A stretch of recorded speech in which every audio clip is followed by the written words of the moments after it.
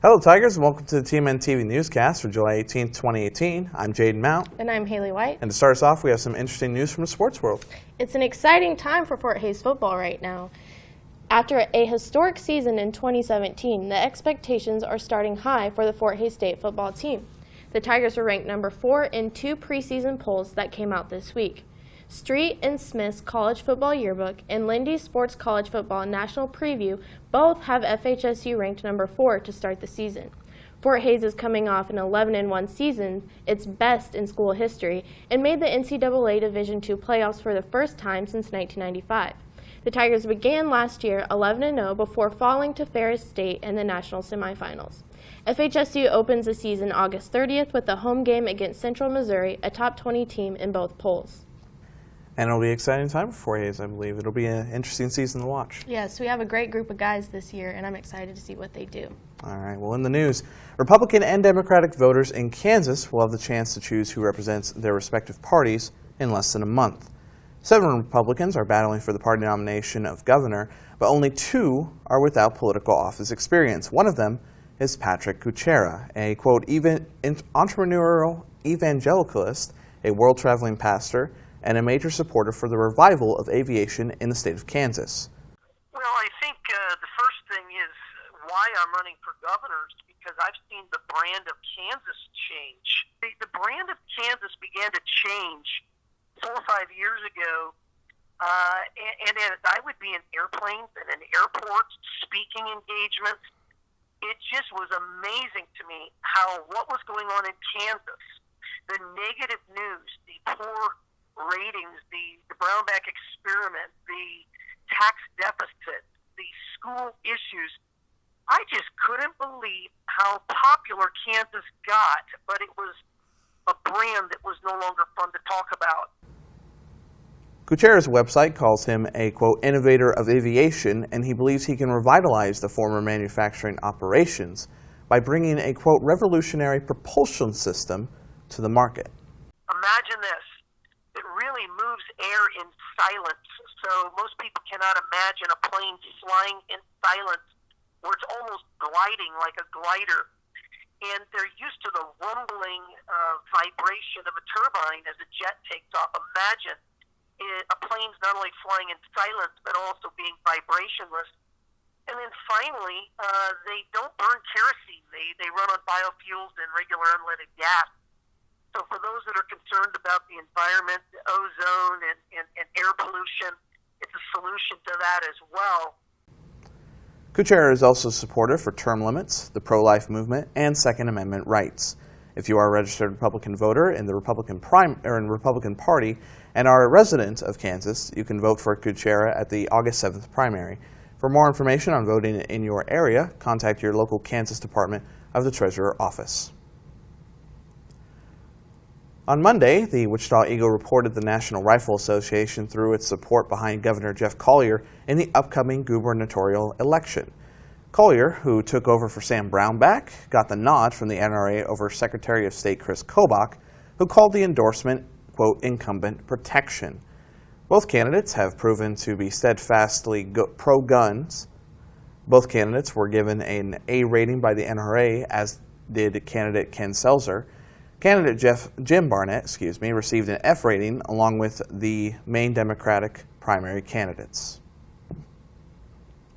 Where registered Republican voters in Ellis County will have to select who represents their party in the upcoming 1st District Ellis County Commissioner primary, Democrats will have to wait until the general election.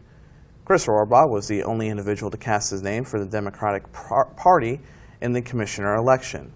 The key piece to Rohrbaugh's campaign is utilizing revenue from wind farms to fund local schools. You know, one thing I think that needs to be pursued, and I don't know why it hasn't, we had a wind farm development 5-6 years ago, and that's bringing in $800,000 a year to the county, and I've understood they did stage 1 of 3 stages, and I don't know what happened to stage 2 and stage 3. I mean, why could we not use $800,000 to $900,000 a year? But I would really like to push it towards the 3 county public schools in Ellis County.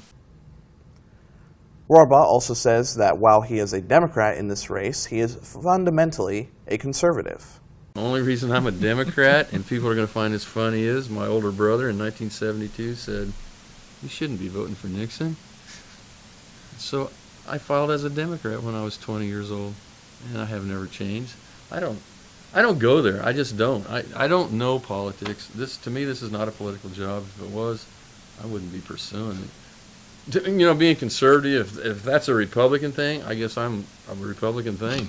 But I'm just not going to throw money at problems. Both Rohrbaugh and independent candidate John Walz will be able to breathe easy as the August 7th primary approaches.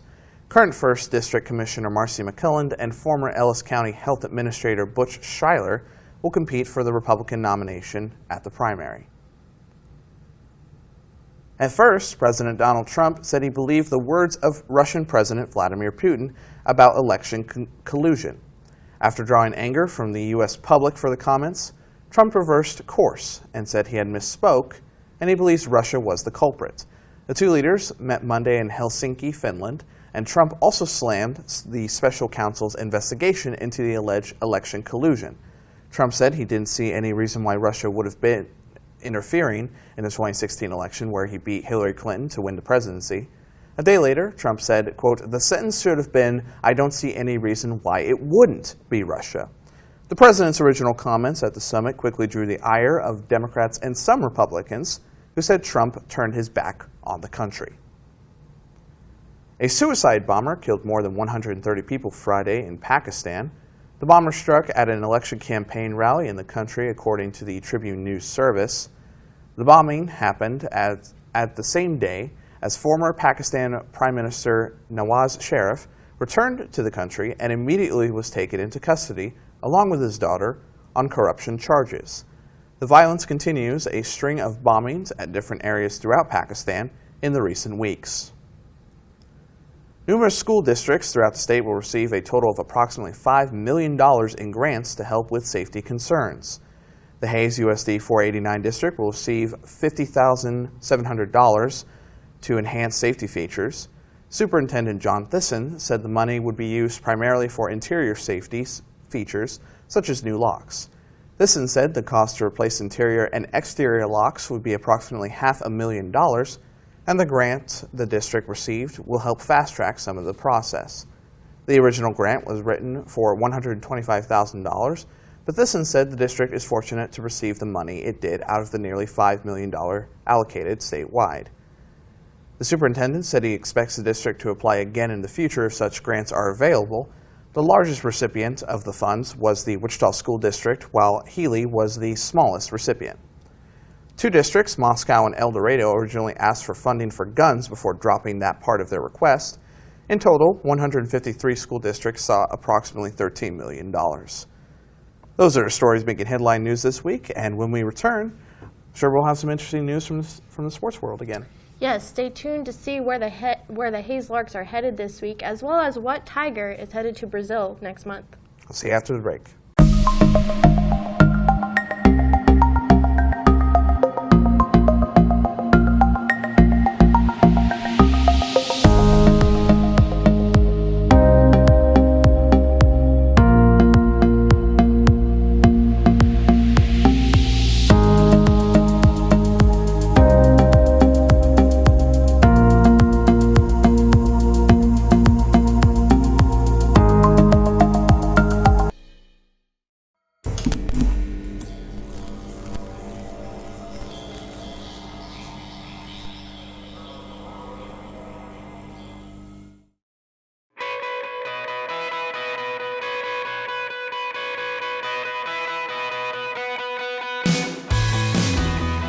Here at Fort Hays, we believe in experiential learning.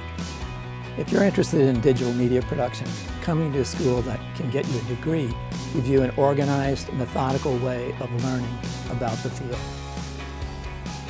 We like to make sure students get the tools they need and then have the freedom to go and do what they want with it as well. Software-wise, we've got all the Avid tools and we've got all the Adobe tools. We also have certification programs with the Avid certifications for video production, audio production, and newsroom management. Like, I've gotten so much experience here that I don't think I would have gotten anywhere else. Like, all the students are basically just one giant team, so it's just like a big family here. So I think if you're interested in media, you should definitely check out Fort Hays State. In the digital media concentration, you're going to come away with skills as a creative storyteller. Everybody's using video on the internet. Somebody has to produce that, and it could be you.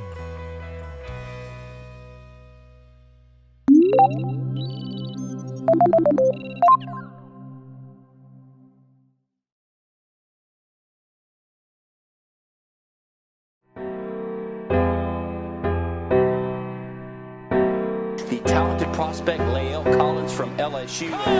For a touchdown by Mike Evans.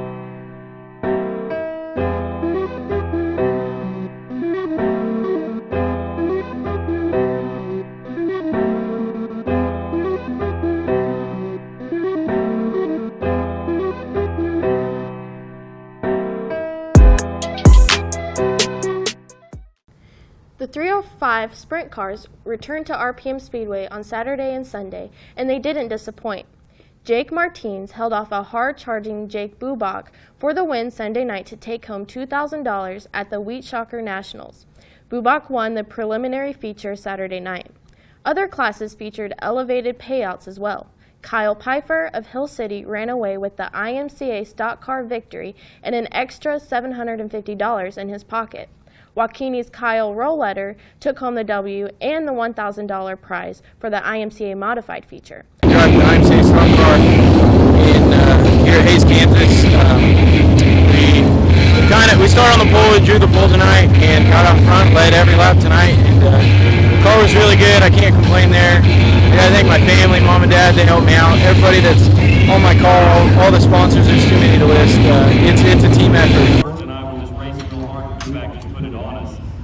And anytime you start fifth, you've got Zach beside you, you got Ty and Bubak behind you, you got to go. And I didn't know how I was running. I kind of forced the issue on a couple lap cars because you just know that those guys, Bubak's going to be coming with you. And I get in here and Dad said, hey, you had a half lap on Bubak. I said, well, I was driving through lap cars trying to get away from him. So we thought it was going to get heavy like it was last night, and we made some changes. And it didn't get heavy, it took rubber, and we just hit it. That's the tough part about tracks like this, they don't have a scoring tower. For results of all races through the weekend, visit rpmspeedway.net. Fort Hays State junior Taylor Rolfs recently received a chance to play for a U.S. team in August. Rolfs, from Claflin, was selected as part of the USA D2 women's basketball team that will compete in Brazil early next month. She was one of 10 Division II athletes to be selected to play, along with 4 other players from the MIAA. Orientation for Rolfs begins July 30th in Orlando before the team travels to Brazil. Rolfs averaged 8.1 points and 2.4 rebounds per game last season for the Tigers, who went 26-7 overall and lost to eventual national champ Central Missouri in the regional semifinal. The 7-point contest was the closest game the Mules had in the postseason. In a wild final match, France became the 2018 FIFA World Cup champions on Sunday. France beat Croatia 4-2 to end the month-long tournament featuring the nation's top soccer teams. The game featured an own goal, a penalty kick for a goal, and a keeper bobbled that allowed for another easy goal. When the final whistle blew, France joined Brazil, Germany, Italy, Argentina, and Uruguay as the only multiple-time World Cup champs. The Hays Larks improved 31-7 overall this year with a 15-2 drubbing of the Hayesville Aviators on Tuesday night. Hays scored 5 runs in the first and never looked back. The same 2 teams played Wednesday and Thursday night in Hayesville. TCU football coach Gary Patterson said the NCAA made the right decision on a new redshirt rule and missed an opportunity to do the right thing on the transfer rule. Patterson, who grew up south of Hayes in a small town of Roselle, told Fort Worth Star-Telegram that NCAA's move to allow freshmen to play up to 4 games without losing a year of eligibility is a good move. The coach said the rule will be beneficial to players and coaches. On the other hand, Patterson wasn't in agreement with the new transfer rule, which allows players to no longer have to receive permission to transfer to a different school. A new notification to transfer model is being established. Patterson said he believes the new model will have players recruiting other quality players to join their team, and the landing of the player will basically go to the highest bidder. Despite leading 2-1 after halftime, Sporting KC couldn't close a deal against the New York Red Bulls on Saturday. New York rallied for a 3-2 victory with a pair of goals in the 72nd and 79th minutes. Sporting got a goal from Johnny Russell in the 8th minute and from Roger Espinoza in the 51st. Sporting is currently 3rd in the Western Conference standings after a loss with a 9-5-6 record. They will play at the Houston Dynamo on Wednesday in the next round of the Open Cup. We close today with a look at some young athletes having a good time competing in Hayes Recreation Commission softball games earlier this summer in Hayes. Tiger Media Network's Ju-In Soo has this look at the future superstars. Field number 5 was the place to be on June 26th. At around 7 p.m., dozens of parents and siblings flocked to see their favorite little ones play and practice softball. The spectators do their best to encourage the young kids. At this age, it's more about participation.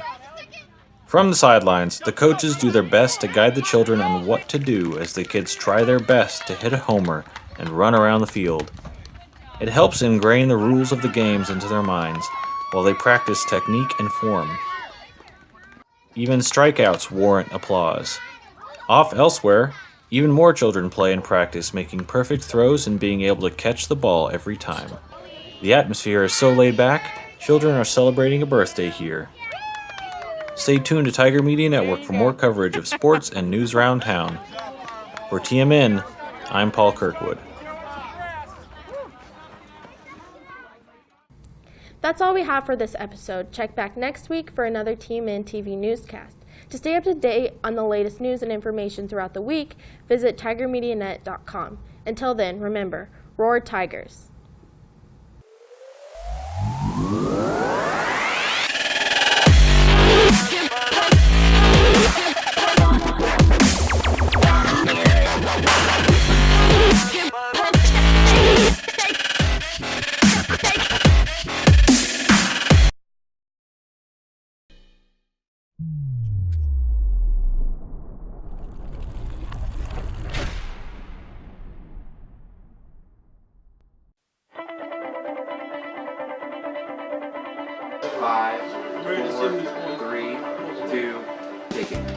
The Tiger Media Network is Fort Hays State University's independent student media organization. It's a student employment opportunity where you can work for either the news side or the sports side. So you can be on live sports production, which produces all of the live sports broadcasts that we do, or you could be on the news side and do news stories covering things on campus, so presidential announcements, Student Government Association.